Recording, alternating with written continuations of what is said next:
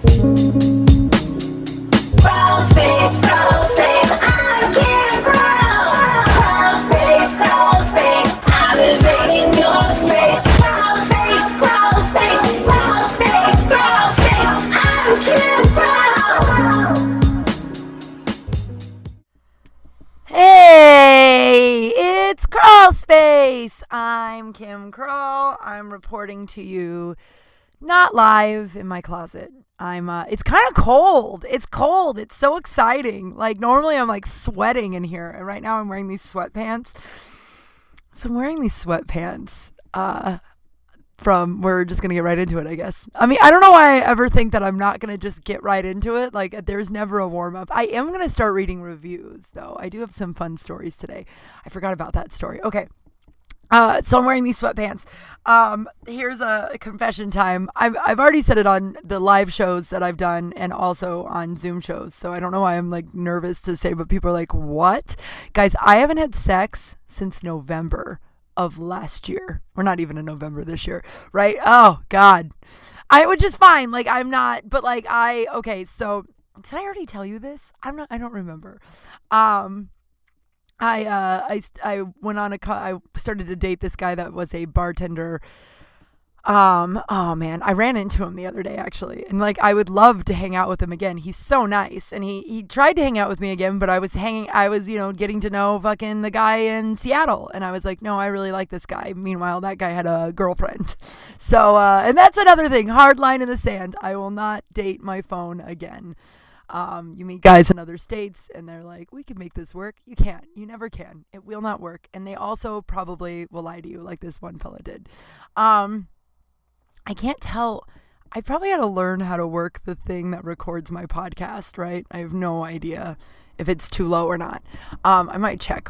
I have no idea. Who knows? Okay. So, yeah, like he was, I don't know. So I went out with this guy last year. He was my bartender at a bar in Hollywood, and we went out, and it was fine. It was a fun first date. He got really drunk, like, and I don't mind that. Like I had a date the other night. I'll tell you all about that. I won't actually tell you all about that, but I'll tell you probably just that part. Like we drank and it was a good time, but this guy did he showed up drunk and then he ordered two shots of tequila within the first half hour. And then I was like, I would do a shot with you. He's like, oh, we could do another one. I was like, well, you literally just did 2 shots. So maybe we ought to wait. And then I went to the bathroom, came back, and he had done another one. So he got pretty fucked up.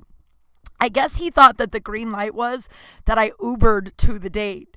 Like, I took a Lyft to the date, not because I was planning on getting real fucked up, but I knew I was going to drink, and I just don't like to drink and drive, right? That's a good thing to not like to do.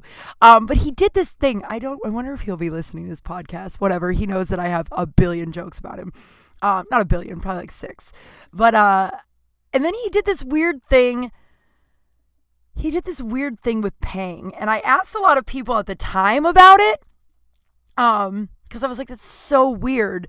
So he paid, which I know some guys are like, what? You made him pay? You had him pay? Yeah, it's a first date. You pay. That's the rule. That's the rule. It cost me more money to be a woman. It cost me more money to have my period that I did not ask to have. You can pick up drinks. You can pick up dinner, right? Also, it's and it's not like a gold diggery thing. Like I can afford my own dinner. It's like a manly, sexy thing when they just take charge, right? So my card was down because I got there first, and then he's a bartender. It was so weird. I'm going to talk myself out of calling this guy, which is probably the whole point of telling you all this is that when we slept together, he let me borrow these sweatpants, and they are the most glorious thing I've ever had on my body. And I literally was like, I can't give them back. And if that means that we just never see each other again, I am fully prepared to not date you anymore, John, just to keep these they're so comfortable. I think they're my soulmate. I love them so much. I think about that. I thought about them all summer. I was like, God, I can't wait until it's cool enough to put on those fucking pants. They're so great. So the check comes, right? And my card's down. And the guy was like, do you want to put it on your card? And he goes, no, I'm gonna pay for it.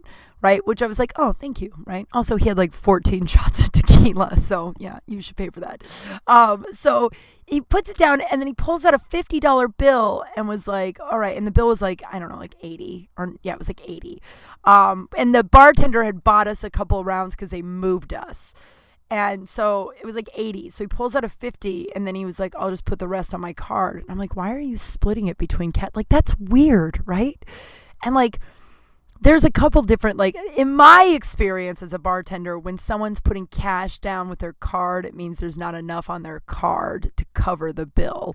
And he's a nice guy, but like, maybe don't go on a date if you don't have $100 in your bank account. That's not a judgmental thing. That's a maybe you got a few things you got to look into. I don't know. I said that to a few people and they're like, that's so judgmental. Another girl's theory was he was only wanting to spend $50 and then he ended up having fun. So then he was like, fuck it. But he just had that 50. I don't know. I don't know. It was fine. It was a good first date. Like I didn't go home with him or anything. Like we just kissed. I got in my Uber and we went home. And then we hung out the next day. I went into his bar. Or 2 days later, he was like, come to my bar. I'm working. It's dead. So I went in there. And then I forgot we danced he played Tennessee whiskey on the jukebox. Is it juke or jute? I literally don't know. I think it's juke. But that makes no sense. So neither really makes any sense. So he plays that and then we like slow dance. It was all very cute, I guess. And then he ghosts me. Like literally nothing. Ghosts. Oh no, we had sex. Then we had sex. Then we went out again. Then we had sex. And it was fine. Like it wasn't, I mean, if I would have known that was the last time I was going to have sex before the world ended, I would have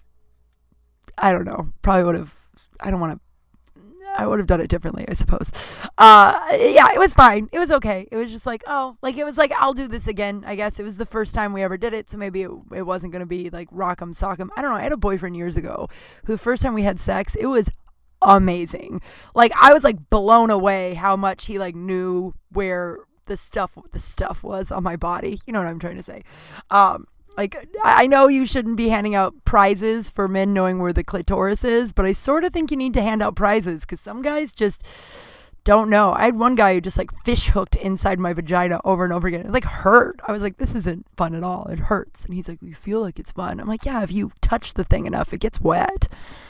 Gross. Sorry. That's not gross, but I don't know. I try to toe the line when I talk about this stuff. I don't want to be like too sexy. Of course, I sound really raspy today and I'm not really talking about it sexily. So I don't think anyone's probably beating off listening to this. Gross. I gotta breathe. My brain is all over the place. So then we have sex. Then he ghosts me. And you know, I was bummed out. Like, yeah, I was really bummed out because, you know, that's not, you know, it sucks. You're seeing someone that you have sex with them and then, you know, crickets. And it's hard not to take that personally. And it's hard not to be like, am I bad at sex? I'm not bad. I'm a good sex person, I think. I mean, everybody I've had sex with consistently is like, oh, I love having sex with you. Jesus Christ. But I'm just saying, like, I don't think that's what it was. I would find out later that's not what it was. But, like, it's hard not to take that personally. It's hard not to be like, oh my God, was I bad in bed? Was that what was happening? Right? Like, ghosting someone is just so fucked up. Like, especially after you have sex, just be like, yo, I'm not ready for a relationship. I feel like that's where this is going. I don't want to have that. You're great, blah, blah, blah. Like, lie, right? Just lie. But don't ghost someone. It's fucked up. So he ghosts me. But where the bar I met him at that he works at, I go there once a month, like before the world ended. I went there once a month after a show that my buddy ran. So we like all the comics would go over there after the show. And I was like, well, I didn't ghost him, so I don't care. Like, it's not like I never called him again and now I'm walking into his bar. Like, if he feels uncomfortable, that's sort of on him, right? And at this point, I had met the guy in Seattle and thought that this was going to be, like, the thing. Like, this guy and I were, I don't know, now I was horribly wrong.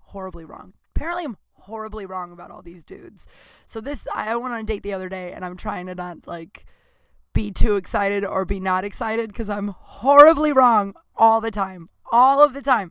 So, but Seattle and I were getting really, really close, and I really liked him. And so I go in the bar and I see John's his name, and I go in and, you know, whatever. I go to the bar, I order. He's like, how are you? Like, it's not weird at all. It's actually not weird at all. And then he texts me from the bar. I'm at a table. He texts me from the bar, something. And I was just like, oh, haha, like something cute, right? And then he plays Tennessee Whiskey, which I completely forgot about, right? Like it had been like months earlier. Plus he ghosted me. So I had gotten over the guy. Like I hadn't thought about whatever. And so he texts me and he goes, hey, it's our song. I was like, what? He's like, we slow danced to Tennessee Whiskey, remember? And I'm like, oh, yeah, I guess vaguely. That was like 4 months ago or 2 months ago, whatever. So I go to order another drink and I have my phone and the Seattle guy texts me and John is like, I don't know, like flirting, right? Like talking to me like he's going to be like, let's hang out again. So then Seattle texts me. So I flip the phone over just instinctively, right? Not even thinking about it. And he goes, oh, you met someone. And I was like, yeah, I kind of did. And he's like, oh, okay. And he's like, oh, that sucks. I really liked you. And then I was kind of being short. And he was like, I wasn't being short. I can't remember, but he was like asking why. He asked why I wasn't wanting to hang out or something like that. I can't remember. It was a long time ago, but I was just like, yo, you had sex with me and then you never called me again. What did you think was going to happen? And the guy sitting at the bar was like, oh shit. And he goes, well, I didn't do that. I'm like, yeah, you literally had sex with me. And then you literally never, like literally, I don't use that word incorrectly. You literally never called me again. And he's like, oh, I didn't. And then things ends with Seattle. And then I run into John again. And we have drinks and then he comes back to my place and we don't have sex. We just talk about our feelings all night and how he really likes me, but he was scared because it felt like it was going to be a relationship after the first date. He's like, oh, you're the type of girl I would date.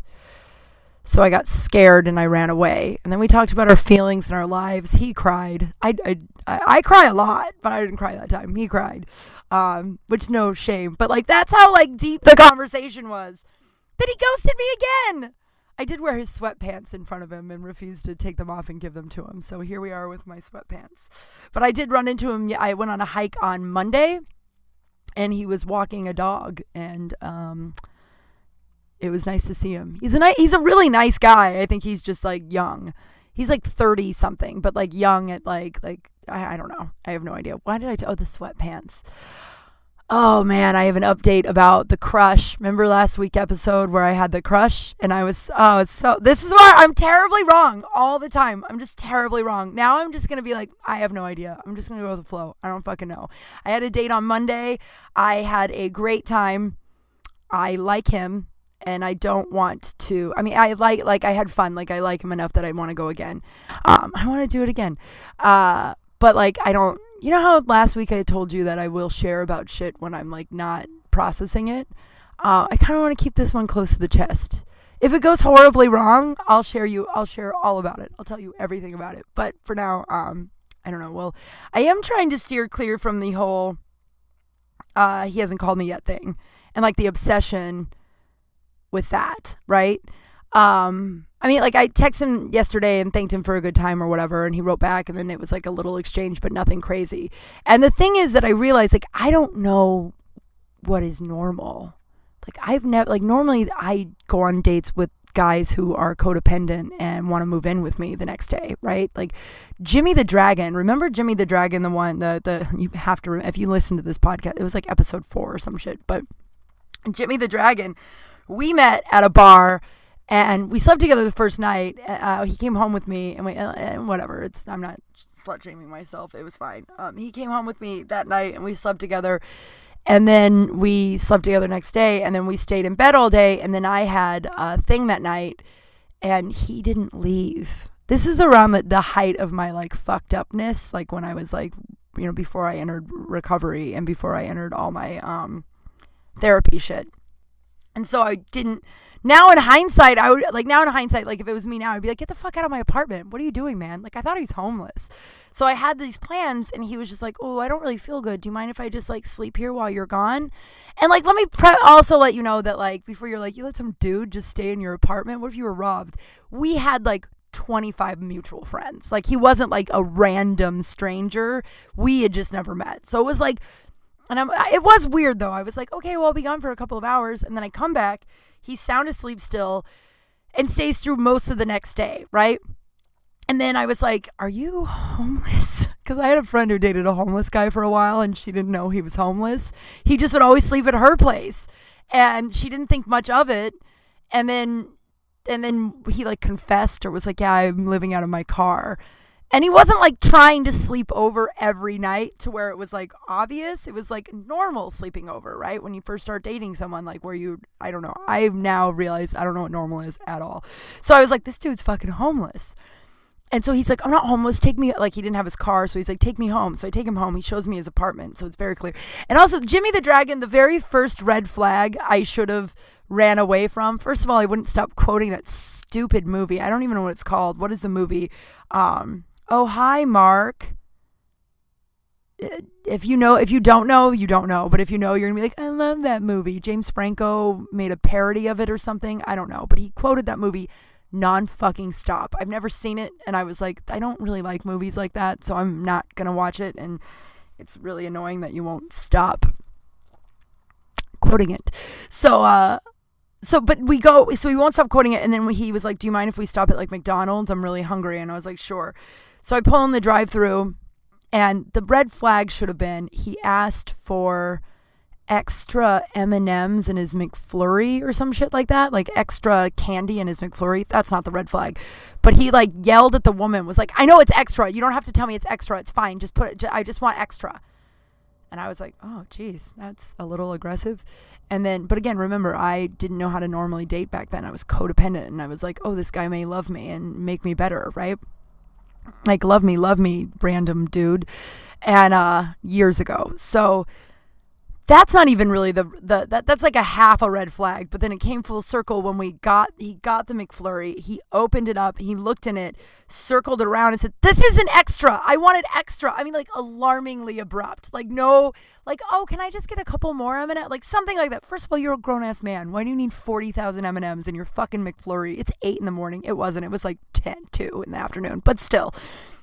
He, like, made this big scene, and I was just like, and I was like, it's fine. It's fine. So I go back to his place. I drop him off. He's like, I want you to come upstairs to see my apartment so you know I'm not homeless. That's also another red flag that I should have been like, why did he give a fuck so much that if he's not homeless, obviously I would have watched him go into the building, right? So then I drop him off. I see his place. I go home. I have to go to Denver, I believe, that night. I'm going to Denver that night. So I'm like, I have to go home and like pack and shit. So like a half hour later, he calls me and he's like, I'm outside your apartment. I'm like, what? He's like, I just needed to see you again before you left. And like unhealthy Kim was like, how romantic. He came back and we just watched a movie and then took a nap and then he left and then he spent my entire time in Denver calling me every like 2 hours just to tell me he was thinking about me. I realized this week that I date guys like that. So when I go out with a normal dude who's not blowing me up and trying to move in with me the next day, I'm like, he must not like me. And that's where my new shit comes in, right? My new therapy stuff. Hopefully he doesn't listen to this. I don't think he will. He has a lot of other shit going on. It'd be odd if he listened to the only podcast he listens to is I sometimes don't like how public my life is. I love it. I mean, I'm not, but I mean, like I do it to myself, obviously, but sometimes it's like, oh, I have no secrets. What are you going to do? Like if John listens to this, he's going to be like, give me back my fucking sweatpants. I will never get back these sweatpants. They're mine now, right? Like they're mine. I feel like if you've masturbated in the sweatpants, they're yours, right? That's a good rule. If you've masturbated in someone else's pants, you can claim them. I think that's going to be the name of this episode. Maybe not, but so I'm used to like that level of codependency, psychoness. And then I go out with this guy the other day and he's just like, let's just take it slow. And I'm like, what? No, my brain is like, why don't we just hurry up and end this? Because what will happen, let's just crash this plane right now because it's going to crash. And this time I'm trying to just breathe and not think negatively. And, if he's not the dude, he's not the dude. That just means there's something better. And, oh boy. So I've updated to the guy. Okay, so remember last week where I had this cute little crush, and I was so excited. Like, it's this guy that comes into my bar that I work at. And he's real cute, real cute. He's a real cute fella. He's a handsome man, right? And the prior week, like he was just really, really cool, really, really sweet. was there most of the day, but like wasn't like fucked up. Like a guy that just gets like fucked up by himself, like at your bar, and then just like makes a scene is just not. You see it all the time as a bartender, and he was just like a normal, nice guy who was like asking me questions about. So I had like a crush on him. I was like really excited to see him this last Sunday, right? I was like really excited. Like I washed my hair, guys. I never wash my hair before I go into bartend. You sweat. You don't want to waste a good hair day on. You just put it up in a bun and you just call it, right? I washed my hair. I did normal Kim makeup, not bartend Kim makeup, which I know I should probably just do the regular, whatever, it doesn't matter. But I got ready, right? And I show up and I get there at 11 o'clock. I'm not in his section, so I'm not his server. Which is fine. And so I'm like nervous to go say hi. Like it's really embarrassing. I'm kind of embarrassed about how excited I was and how nervous I was. Cause I was just excited and it's cute, whatever. Okay. It's just kind of embarrassing. So I was like nervous to go talk to him, and I'm like, all right, and at like 11:30, once all of my tables are cool, then I'll just like casually go over and like talk to him about the game, right? So I walk over and I say hi to him, and he's clearly hammered. It's 11:30 in the morning, like eyes like bloodshot, and I'm like, oh hey, and we start talking for a minute, and he goes, you gotta forgive me, I just really don't remember your name at all. And I was like, and then it was just like the shattering heart, right? Like, it's fine. I'm fine. It was like a weak crush. Like, it's not anything that, like, obviously I went out with someone the other day and I'm going to text the sweatpants guy today. So, like, obviously I'm fine. But it was just like, it was kind of funny because of just how excited and prepared I was. And he's like, what's your name again? And I was like, oh, it's Kim. And he's like, oh, okay. And I was like, and then I couldn't be like, well, I've looked you up on social media this week, so I fully know your whole name. To be fair, I had his credit card, but I had to play cool. I was like, yeah, can you tell me your name again? And it gets worse. Oh God, it gets worse. So he tells me his name, and I'm like, oh, and then he's like, I'm sorry. He's like, it's just been a long week. I was really drunk. I was really drunk last week, and I'm really drunk right now. So not sexy. 35-year-old Kim would have been like, oh yeah. 38-year-old Kim is like, I have read this book, and I know how it ends. I don't want to date the drunk guy at the bar, so my crush is gone. So then. And he's nice, right? It's fine. He's nice, and I'm not, like, he's a regular there, and I go and I tell all the girls that I work with, they're like, yeah, if you want to fuck him, like, fuck him, but he's not dateable. Like, he is not a dateable person. And I was like, oh, is that why none of you responded last week? Because when I was like, oh my God, I have a small crush on this guy, they all went, oh, like, there was no follow-up. And they're like, yeah, he's just not a dateable guy. He's like, he flirts with everyone. He usually takes someone home when he's done, like after he gets super drunk. He usually gets cut off and like closed out and asked to leave. I just read it so wrong. But I was like, the lesbian couple that were like, they're trying to find me a boyfriend. I don't know why everyone wants to try to find me a boyfriend. I'm fine. They vouched for him, but also they met him just that day too, where we all were like, oh, he seems like a normal, nice guy. So it gets worse. So then there's this other, I can't believe I'm telling you all this. I say this every week, don't I? There's a woman that's sitting in another, like a big table that like a communal area, which is awesome for COVID. I hate this area. I hate getting it because it's like, They'll like pack people in there because I don't know, it's all very unsafe. I get tested every 2 weeks. So this woman's there, and she was there the previous week with her kid and her boyfriend. And this week she was there with her like 2-year-old. This week she's alone with her 10-year-old. And then she drinks a bottle of champagne and a shot of tequila, and then tells me not to tell her mom, who's on her way in. It was a really eventful week. Who's on her way in, and also not to mention that she was there with her boyfriend, baby daddy, the week before.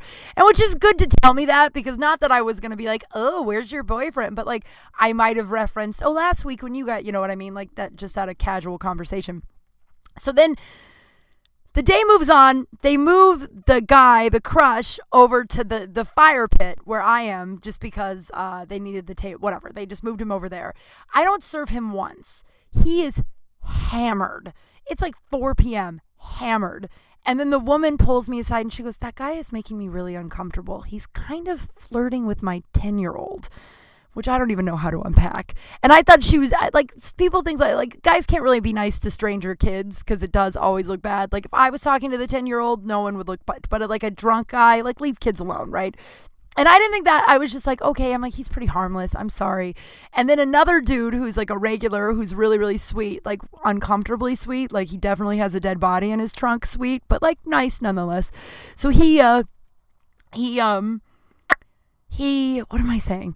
He pulls me aside and goes, hey, I don't really want to like rat anybody out, but that guy is really, really drunk. And he's like kind of being like uncomfortable to everyone here. And he's really talking to those kids. And I'm like, Jesus Christ. So then I go inside and I tell the girls, I'm like, he's getting like drunk. And they're like, oh yeah, we have to cut him off all the time. He's usually really cool about it. Just like tell him he's done. He'll give you his card and he'll leave. So I go over and he's like very upset that I'm cutting him off. I think he knew that I had a crush on him. And then me cutting him off was like, oh, what? Like, I think it was like an ego thing. And I was like, yeah, man, you know, like whatever you say to cut people off. And so he gives me the card. I'm like, you're fine. We love you. It's cool. Come back next week. But like, you got to go. So I close him out. Then he won't leave. And then I have to get security. And then there was a whole other situation with an old guy asking for my weight. And then he fell off a chair and broke 3 glasses. It was a really eventful Sunday. I got to get out of the bar industry. I will get out of the bar industry. So, then that was more for me. Jesus. Sometimes I wake up in here and I'm like, oh, I'm still talking. I'm really talking about this bar still. I'm not. I'm talking about the crush. So then security has to like escort him out. Like it's like, dude, you got to go. You're making people uncomfortable. You're super drunk. Then he comes back and then he sits down at a table full of girls and was there. I got off at like 7 and stayed for an hour because I had some friends there and I had a beer with them and then I went home. And, he was there talking to some girl until after I left. I was so wrong. So the crush, another one bites the dust. You know what I mean? And now we just are trying to be like a normal, I don't know. Can I just like a normal dude? Like a normal dude that just like likes his mom and I don't know, doesn't get fucked up alone all the time. Yeah, that's on me though. And Jimmy the Dragon, I probably shouldn't have let him stay the night and stay. Wow. I don't know where to go from here. I do not know where to go from here. I had some story. Oh, yeah, the Dodgers won last night. Oh, the Dodgers won last night. And it's like, I worked and I'm rooting for the Dodgers because I have a lot of people I love that love the Dodgers. And also that would mean that no more working the World Series, which is a full-on nightmare. But trash. Just so much. Like, I just know every bar I've ever worked at, managers and security are so weird about just throwing someone out. Like, a guy could be so inappropriate and so weird, and they're just like, well, he might spend money. And it's like, there's a fucking line out the door. Let those people come in and spend money. Why are you letting this guy? So I worked at the Korean nightclub, right? I think I told you guys this. I worked at a Korean nightclub before the world ended. And there was a guy that came in, and a very handsome Korean man. Like, if he was normal and he asked me out, I probably would have gone out with him, but he was not normal. He comes in, I can't remember, like, he came in and he was already kind of drunk. We give him a drink, and then he comes back to get more, and he's being really disrespectful, and he's, like, waving his credit card, and he kind of smacked the bar back. Like, he did something really, like, shitty, right? Like, he, like, not smacked in the face, but, like, tapped him, but, like, don't reach over the bar and grab us, you fucking lunatic. And so I was just like, I'm not going to serve him. And of course the managers were like, we'll talk to him. And they go over there and they're like, we're just going to give him 1 drink. I'm like, I've been doing this a long time. If every bartender is like, every bartender knows. We know how it's going to go. If I say we shouldn't serve that guy, we shouldn't fucking serve that guy. So I walk over. I'm like, I guess we're giving you 1 drink and then we're going to close you out. And then he was like, yeah, bitch, or something like that. And then I walked away. I was like, I'm not serving him. And then he threw a glass of water at me. It was a plastic cup, but it chucked a full cup of water at me, like the cup and all. And then flipped me off. And I looked at the manager and she goes, okay, we don't have to serve him. And then it's a whole ordeal to get him out. Like, security's like, well, I don't know. We'll see what happens. I'm like, he threw a whole cup of water at me. Kick him out. So they finally kick him out. And of course they like ask him his story or whatever. And their stories never match. One time I had a story match and the manager is like, well, I'm like, he literally just told you what I said. Their stories never match. It's always like, she was being a bitch. I didn't throw a cup of water. It's always that, right? They never match. So then it's always this back and forth. It was just like, throw him out. I'm just not going to serve him. So you can keep him in here, but I will literally not go to that man. I don't care. So then they finally throw him out, and then he picks a couple fights outside and gets arrested. So I'm like, yeah, that guy should have been thrown out when I originally said we shouldn't serve that guy. So then 3 weeks later, they allow him to come back in. Yes, he's allowed back in. And he goes up to the manager, and he's like, he's like, look, I really want to apologize to that girl. I was really drunk. I shouldn't have done that. Do you think that maybe she could be my bartender so I can tip her and like apologize? And the manager's like, just be cool. Like, go over. And I'm like, what the fuck is happening? So I go over and I'm like, hey, and he's like, hi, do you remember me? I'm like, yeah, you threw a cup of water at me 3 weeks ago and then called me a bitch. And then you got arrested outside. Of course I remember you. Then he giggled and he's like, yeah, that was me. He's like, and he apologized. And I was like, whatever, man, we're fine. I don't care. I literally will, apparently I'll think about you again because here we are on a podcast and I'm talking about you. But I'm like, fine. So he orders like a vodka cranberry or some like girly bullshit. So I make it for him and then he pays it and then he hands me a 20. And then after that, every time the guy ordered a drink, he always gave me a $20 bill. No matter what the drink was, I always got a $20 tip. So I was like, oh, I'm less mad now. I can be bought, guys. I can be bought. Which reminds me of a great puking story. Jesus. So I guess this is the bartending episode. I'm really husky too. I did drink a bunch on my, not a bunch, but I drank like a fair amount, like a date amount, right? And I'm old. I can't drink much anymore. Like I'll have like one night of drinking and I'm out for like 4 days. Which go like it just, if once you hit a 30, I don't know, it also happened when I stopped going out a lot. Like, so it's like when I was drinking, when I was really partying a lot, the bounce back time was way easy. Now I like drink like every 2 weeks and now it's like 3 days where I'm like, oh, I'm just tired. And I also ran like 8 miles last night. What am I saying? So then he asks me out like a couple weeks later. He comes up, he does his 20 thing and he's like, can I take you to dinner? And I was like, oh, no thanks, but I appreciate the offer, but no thank you. I mean, like, you might be nice now, but you are still a person that has gotten to the level of drunk where you threw a cup of water at a stranger and you've been arrested. I have horrendous taste in men, but my taste in men are not that bad. And then he goes, well, have you ever dated a Korean man? And I'm like, no. He's like, we're just much different. We treat our women differently. I'm like, I don't care. I'm not gonna date you, dude. We're not gonna go on a date. Sorry. But I'm saying it nicely, like the way you have to when you're behind the bar. Like, stop asking out your bartenders, guys. Don't ask out your bartender. If we're interested, we'll let you know. Our job is to be nice to you. Like, my job is to be nice to you and poison you. Like, I'm friendly. We're not friends. So then he slams his phone down and he's like, just go to dinner with me. Like, gets really mad and then grabs his phone and then walks like 10 feet away and then turns around, gets on the phone and just like glares at me. I'm like, yeah, that, if I was on the fence, which I wasn't, that right there, buddy. Oh God. Oh, the puke story, dude. This is so good. This is my favorite. As a bartender, I've seen a lot of people puke. Sorry if you're eating. It's not gross. I promise I won't get into the graphics, but I've just seen a lot of it, right? And it's not my favorite. It's probably the worst part about the whole thing. Yeah, it's actually not, which goes to show you. But so this guy comes up. We're at the nightclub. This guy comes up and he orders like 7 shots of 7 Jaeger bombs. And I'm like, okay. So he gives me his card and I come back with the Jaeger bombs and his card and he is pounding water and is clearly too fucked up for these shots. They're not, all 7 are for him. I just burped, sorry. All 7 of them aren't for him, but he probably shouldn't have the one. And so I made a note. I was like, all right, well, I'll tell everybody that he can't be served anymore. He's too drunk. So he does the shot and then starts puking on the bar.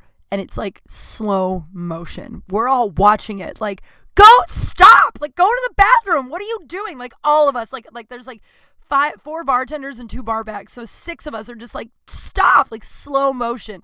Then the guy gets a bunch of napkins, cleans it up, puts it all in one of our plastic cups we had on the bar for water, cleans it completely up, throws a 20 on the bar and walks away like nothing happened. And we all were like, I was like, I'm less mad now. I'm not mad anymore. Like, we didn't have to It was the best puke I'd ever seen. But yeah, we just don't, every bar I've ever worked at, we just don't throw out people when they, like a guy last night had come in and said a bunch of creepy shit to another bartender and then another bartender. And then the way he was talking to me, and it was just like, why is that guy's business that important? It's just wild.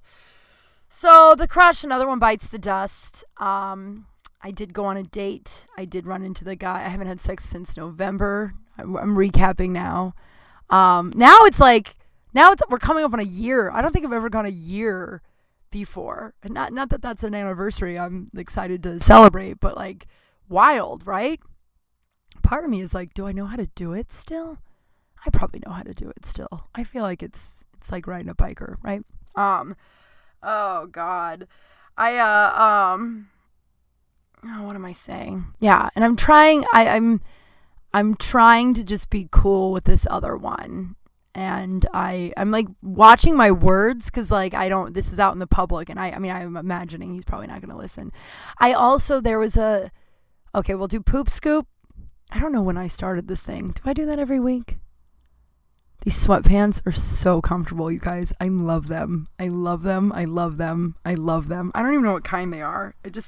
They're not like sexy sweatpants. Like I don't look sexy in them, but man, I would wear them out in the world. I'd wear them every day if it was socially acceptable and if I could wash them quickly enough. But yeah, I'm trying to just be normal. Like I just want to date a normal guy. That's it. Just not someone who wants to move in the next day. Jimmy called me literally every like 3 hours when I was home for Christmas in Denver. And I remember sitting next to my uncle, and he'd called me, and I didn't answer because I was with my family.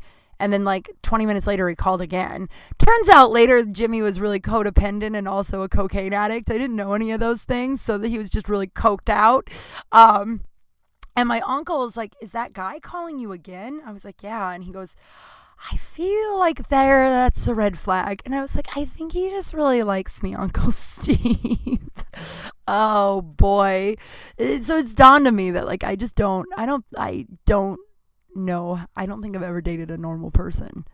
And the ones that would be normal or nice or respectful, and you guys know I haven't dated in a year. Like, I haven't gone. I mean, I liked that Seattle guy, but like I haven't dated since John a year ago, and before that, I haven't had anything serious since Jimmy. And I mean, that breakup really did. I don't know if that breakup did a number on me. I mean, it did a number on me, like trust issue and like freaked out about abandonment and all that stuff. Like brings up all of my childhood triggers, but like God, I don't even know if I'd recognize James if I saw him in the street. Like that's how far removed I am from him. But I haven't really dated since him. And before that, anytime a nice guy wanted to date me, it scares me so much. Like my girlfriend and I were talking about this the other day, and we were talking about how like, oh, it's just slim pickings out there of like good dudes. And I was like, I don't think that's the case. I think when the good dudes want to date us, that's scary. So instead of acknowledging how fucking scary that is, we make up reasons why we shouldn't date him. You know, like, oh, he does this or he does that. And most of them are like stupid reasons that aren't like even, I wouldn't date a guy in college because he did wear a lot of hats. Like he would never not have a hat on, and it got a little weird. And now I'm saying that, like that guy was like so nice and liked me so much and was just like, and so hot too. I remember he was so attractive and so nice, but I was like, man, he wears too many hats. That hat thing really freaks me out. And it wasn't because he wore too many hats. It was because I was afraid of the possibility of having something real and intimate and like actually something like, I had a dating coach. I didn't have a dating coach. Let me preface that. I was on a reality show, which is more embarrassing that I was on a reality show that gave me a dating coach, or if I hired my own dating coach. I don't know. I'll let you be the judge. But we went on like you'd go on a couple of dates, and then you'd pick one guy, and then the dating coach would sort of like walk you through what your issues were. And it was all reality and stuff. Like it was like all pretty scripted. It was never aired, so you can't find it. It was a pilot that never aired. But I had a moment alone with a relationship coach, and I had just broken up with Rob, and I was still really fucked up about the whole thing. And I asked him, I was just like, I don't know what my deal is. And he goes, oh, because you are like, I'm like, my girlfriend and I were talking, like, a lot of men don't want to date women that are like intelligent, ambitious, like not a lot of, just because it's intimidating, right? But he was like, you do the same thing, you date down. Like, if you date down, you know how it's going to end. Like right now, I'm like, can this guy just call me so we can crash this plane already? Like, that's literally how my brain works. Like, I'm like, I just want to burn it down so I don't have to worry about it anymore. And that's crazy thinking. And I do hope he's not listening to this, because it is, well, I doubt he will. But it is like, that's the crazy thinking. And he was just like, yeah, because if you dated someone on your level, then you'd have to face the real possibility of something long term, of like integrating a really good man in your life, meeting parents, like maybe one day taking it another step further. And I don't want to even say the other words because that freaks me out so much. And I was like, oh my God. He goes, yeah, but you say that you want all those things, but when it's presented to you, when a man comes in your life and wants to date you, who will do all those things and who's a good man, you run away. And I was like, this guy is good at what he does. He posted a lot of really fucked up memes about race and whatnot. So and politics. I don't remember what it was. It was just a lot about. So I unfollowed him, and so I couldn't tell you his name. But he was good at being a relationship coach. I don't know about a human, but good about, because he like nailed it. He's like, yeah. He's like, you date down, and I literally date down. That's what, like, if like Jimmy the Dragon. It's like, that guy didn't have a job, had a cocaine problem, was codependent. His parents, I believe, gave him like $12,000 in like the 2.5 months we dated. I think maybe more. That's all he told me about, right? But like, that guy, I know how that's going to end. It's going to end. I'm going to get to be sad and be abandoned, and it's going to end, and he's going to go away. But it's not going to be the like lifetime thing. And that's what's really scary. And then, so I shared last week too that a man has come back into my life. I'm going to go right into the I'm One Lucky Broad. And this is, I promise you guys I'd always be honest, and I'd always say what I was going through, right? And it's not a relationship I really want to dive into at this moment. But it wasn't a very healthy relationship, and the man wasn't always the best. He came into my life. It was before Jimmy. We were together on and off for 3 years. It was probably the most intimate relationship I'd ever had, but one of the most fucked up ones. And we broke up, and then Jimmy came into my life, and then he tried to come back, and I was like, no, I want to explore this guy. He seems great. It's fun. That's funny to me now, because it's like, Jesus Christ, I am working out my shit, you guys, and I think that's all you can ask. I'm a work in progress, and I had a really fucked up childhood, so my innate hardwiring is to pick these terrible men. But so he left for 3 years, and now he's back, and he was in a relationship of his own for 3 years, and then it abruptly ended. She left him, and now he's trying to come back into my life. And it's not, I already know, right? Like, I'm like, look, man, I read this book. I know how it ends. And I don't have 5 years to get over you again. We dated for 3, and I'm just now coming out the other side of getting over this guy. And of course, now he's back. But I have this friend, so I'm talking to one of my best friends in the world last night, or 2 nights ago. And we were talking, and she gets really serious, because I tell her this guy is back, and she gets really serious, and she goes, I'm going to say something that's going to hurt, but I want you to know that it's out of love, and like, I want you to remember this, because he is going to keep trying to come back over and over and over again. He does not respect you. He never did, and he never will.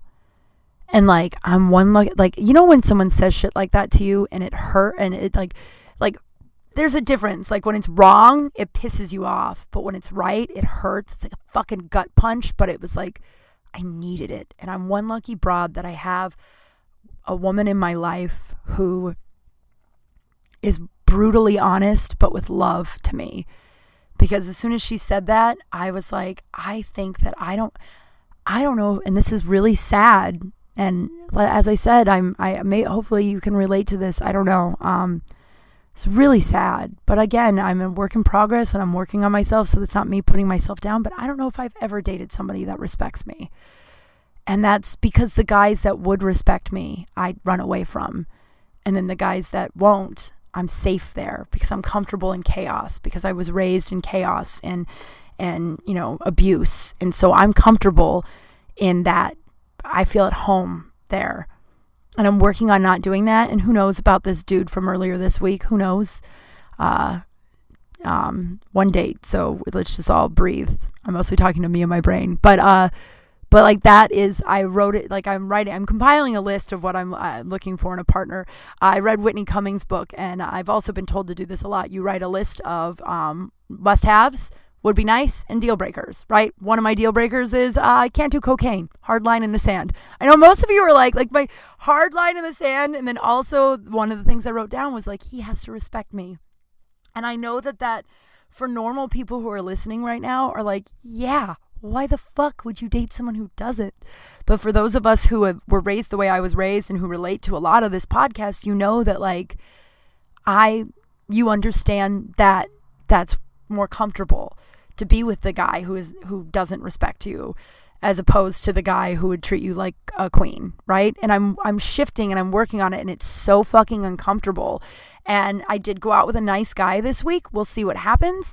But like the real progress there is that because I think we tried to go out a couple years ago, and I was super freaked out about the whole thing, and it was such an uncomfortable situation, and I hadn't seen him since. Because I run away from that kind of thing. So the real progress here, regardless of what happens, is that I allowed myself to go have a good time with a nice guy. And, and hopefully, and then also I saw the red flags in this guy, his name is Justin, the guy from my bar. I saw the red flags. Old Kim would have been like, well, I mean, everybody has one bad drunk day, I guess. Like, it'll be fine. This Kim was like, oh, I've read that book too. I know how it ends. I don't need to. So like, it is 2 steps forward, 1 step back, 2 steps forward, 1 step back. And now the trick is to not panic about, I just really don't like this whole dating game thing. It's a nightmare. Like, just a nightmare. Like, but maybe shift that and be like, it's really exciting, you know? Like, what if I get to know this cool dude? Or what if Sweatpants guy he was a really nice guy. He was just really freaked out, and that was a year ago. We've all changed since then. But I'm one lucky broad that I have a friend that said those words to me, and it was a fucking gut punch, but she's right. And she goes, you say what you need to say to this guy, and you block him on everything, because he'll go back into a relationship somewhere, and then that girl will leave him, and then he'll come back to you, and he will never not come back to you. And yeah, he texted me Sunday wanting to hang out late night, and I was just like, oh, I'm almost in bed. And he was like, oh, well, and it was like, no, you don't get to just come over and fuck me. We're not doing that. I'm not doing that. And then the next morning I was like, do you want to go on a hike? And he was like, no, I can't. And I was like, well, I mean, today. I just meant like some point this week. And fucking crickets. She was right. A hike doesn't have really a potential to get his dick wet. So he actually does probably listen to this podcast. So, hey man, what's up? But yeah, like I'm one lucky broad that I have that sort of honesty and also love. Like, there's a difference. There's people who are, I'm just brutally honest, and then they're cunts about it, right? But just like the love she had telling me that, and it was exactly what I needed to hear. Oh, and let's do poop scoop, which also I look back, like, I'm like, okay, I want to meet someone, right? I'm done fucking around. Like, it's not like I'm not 25 or I'm just like, oh, I'm just dating to have fun. I'm like, I'm in my late 30s, and like, I'm not like, oh, let's go on a date and now you're my boyfriend. But I am like, I'm looking for something. So, but I am thinking about, I'm like, oh man, if you get in a relationship, you have to do that whole poop thing all over again. Did I ever tell you guys that about that? First time I had this boyfriend years ago, Rob. Remember the Subaru guy? He had 2 Subarus. I'm not proud of this.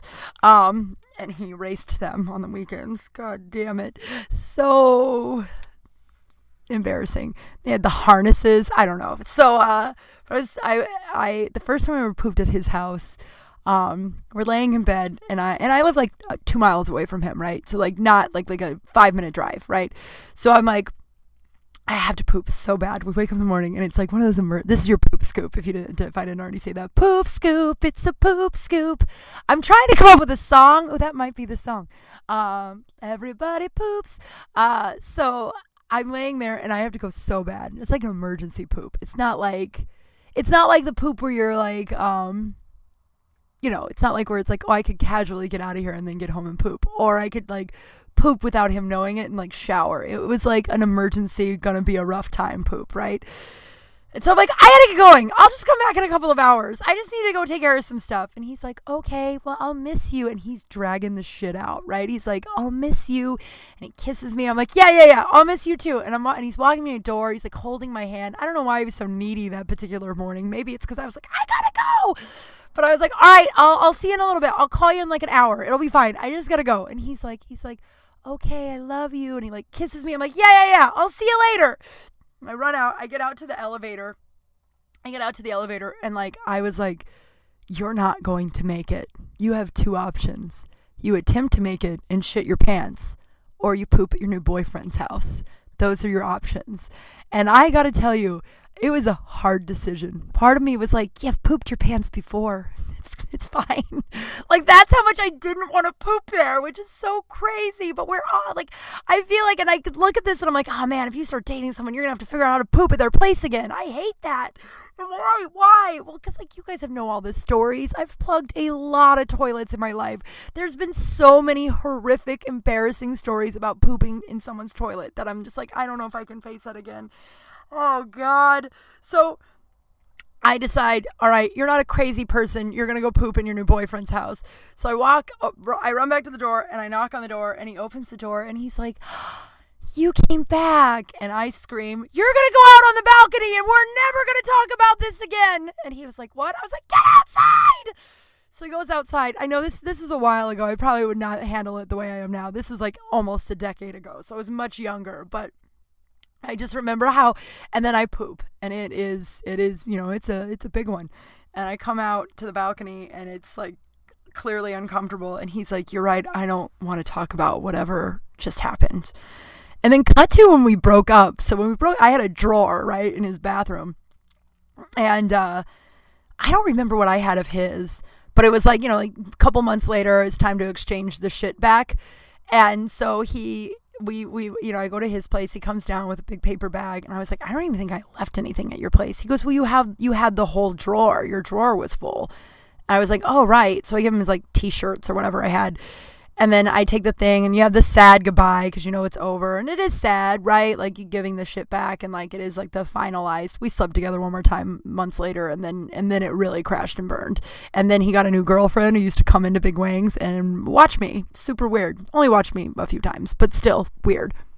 And I didn't know the first couple. I was like, she looks familiar. Because, of course, if your ex-boyfriend has a new girlfriend. Like, we all check in on our exes, right? I believe we all do. I mean, not, like, obsessively, but, like, over, God, I don't think I've checked in with him in a long time. But, we check in, but especially when it's newly over. And so I get in my car, and I'm like, what was even in this drawer? I wonder what he thought as he was packing it. It was a toothbrush, a razor, and then just like 50 different ways to cover up if I pooped at his house. There was poopery, like 10 matchboxes, spray, wet wipes. I mean, it was just like all just in case I had to poop there. And I was like, oh, well, I was glad to have it all back because, it's nice to be able to stock your own bathroom with that stuff. But I always wonder if he was like, what the fuck? There was one day that he was out of town and my water was turned off or something like that at my apartment. Like my landlord turns off the water a lot. I don't know why. Well, they have a lot of plumbing issues and different, it's a long story, but my water was turned off. And so I was like, I'm going to go shower at your place. And he goes, yeah, that's fine. And he was coming back that night. And so I showered and I pooped and showered. And then I went to work. And then halfway through the day, it dawned on me that I don't think I flushed that toilet. So I don't flush. Okay, hear me out. I don't flush my toilet every time. If I poop, obviously I flush my toilet every time. But if I pee, I just let like a couple of pees and then I flush, right? Just because of the whole water conservation thing and the environment and blah, blah, blah. It's like a gallon of water you waste every time you flush the toilet. And if you pee a lot like I do, like it's very wasteful. But as a result, sometimes I forget to flush if I poop. Now, if I'm at home and it happens, I'm like, oh God, gross. And then it doesn't happen often. In the middle of the day, it dawned on me that I didn't think I flushed. I think I did not flush that toilet. And I'll never know. Because I was like, well, there's nothing I can do. He's going to be home from his trip before I'm off of work. So he's going to come home to a toilet full of poop, or he's not. And there's literally nothing I can do. So I just have to wait. I can't text him and be like, hey, yo, is your toilet full of poop? Because I think I forgot to flush. This guy was so normal too. He was like this accountant normal guy. He hated me. He wanted to date me so bad, but I was just such a different, he dates the cookie cutter girl that I don't know, just the opposite of me and everything. Just this guy was just he's just my favorite thing to do in the morning. I'd stretch and then quietly to myself, I'd go, I wonder if I should shower today. But so he could hear, because it would make him so mad. He'd be like, yes, of course you should shower. Why are you always asking yourself that? Oh God, he was a good time. But I'll never know. I mean, knowing what I know about him, if there was poop in the toilet, he would be more uncomfortable bringing it up other than just flushing it. So I have no idea. Maybe if I ever run into him again, I can ask him. That might be weird. Yo, hey, one time when you were out of town, hi wife, he married a woman I used to model with. Wild, right? So that's the poop scoop. I'm trying to think of a way. I had something else I wanted to end on, but I think we're almost done. Okay, so this is what I'm gonna do every week. I ran into, I have one more really good story. I think we have time. So I ran into this guy the other day at work and he gave me the idea of doing this thing. I'm gonna start reading a review a week, one of your reviews of my podcast, and maybe it'll get more people to review, and also a thank you to the people who have reviewed. But so I ran into him and I waited on him. Hear this story. Okay, this is a great way to end this podcast today. I waited on him and his friend 10, 12 years ago at Big Wang's, right? They were from Canada and they were really, really nice. And, they were really nice, really sweet, really handsome, great dudes, right? So we exchanged Facebook information. Instagram, I don't believe is a thing yet, but we get each other's Facebook information and then they go away. Cut to 3 years ago. Was it 3 years ago? 2 or 3 years ago, I was walking through the Bronco Bar and I hear Kim Kral, and I'm not proud of this next moment. In my head, I was like, I don't want to deal with a fan.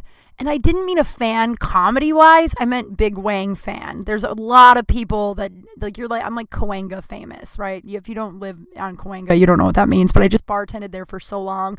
So many people know me. And they're like, Kim, hey.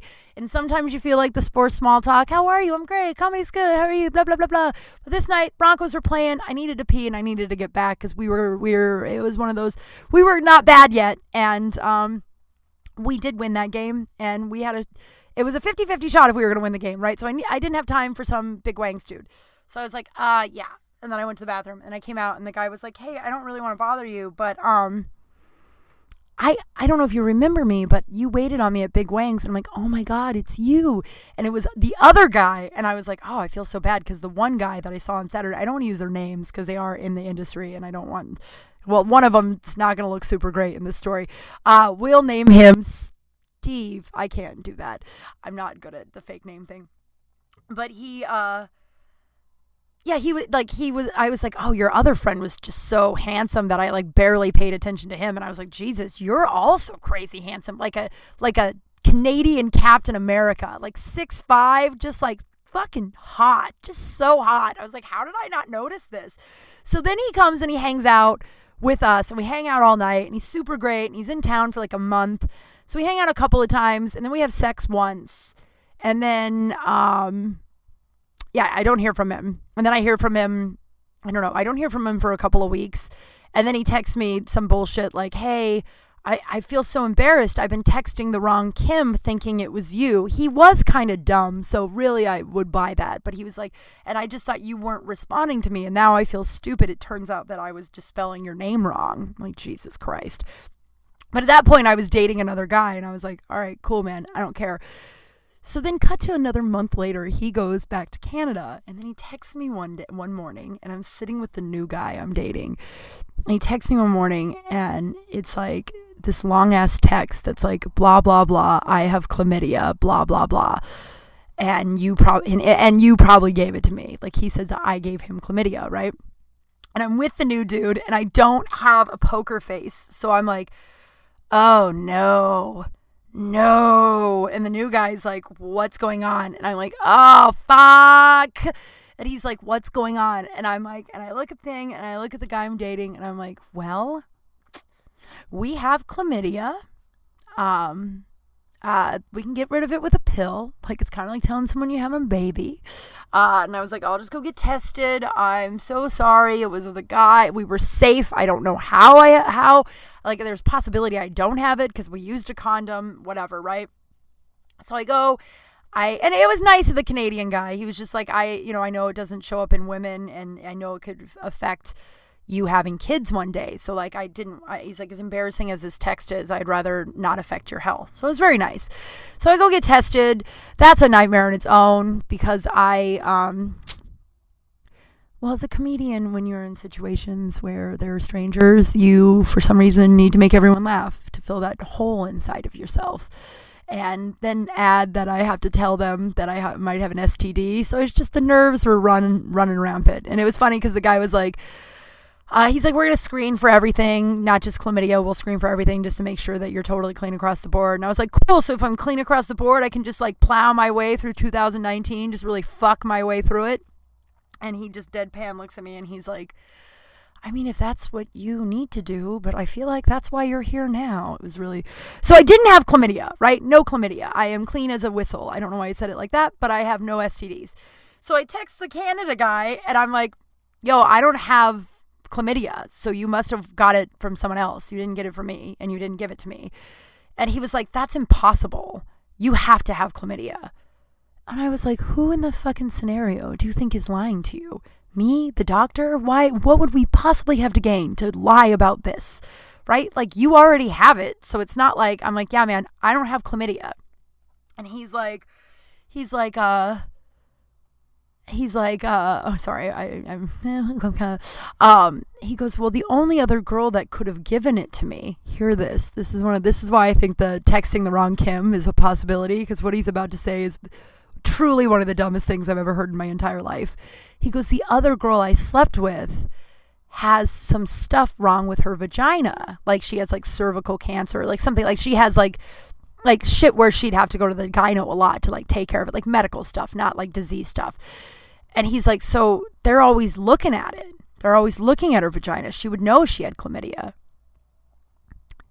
I was like, do you think they can tell if you have chlamydia just by looking at your genitals? This is going to be a long podcast today. Whoopsie.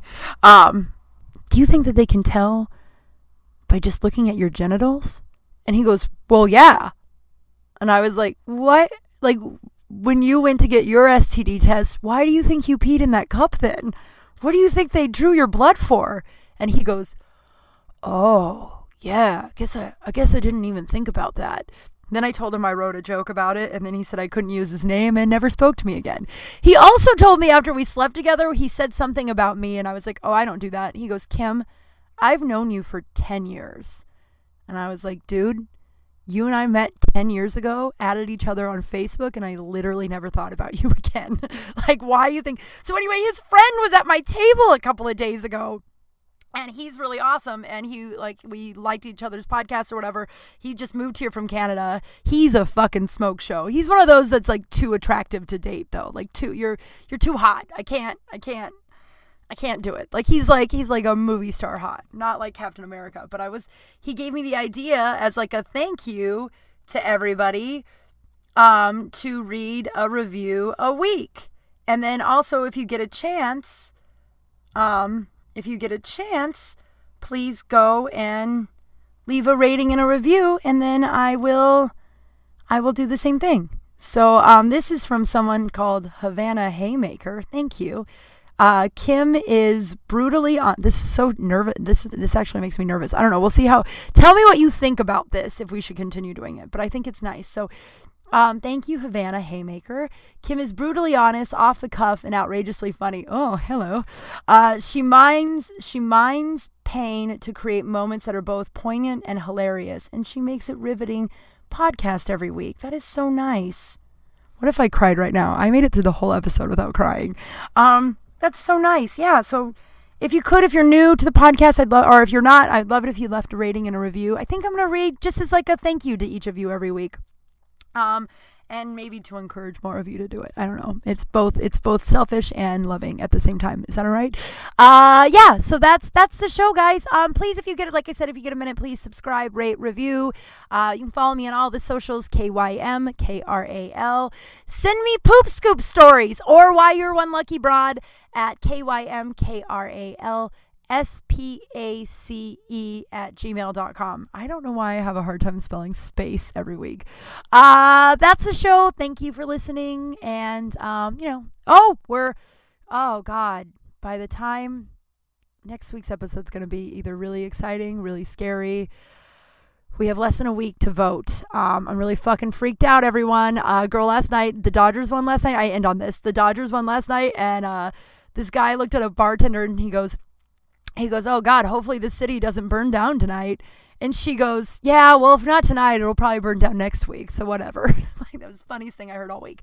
So get out and vote. Be kind. Wear a mask. And I'll talk to you soon. Bye.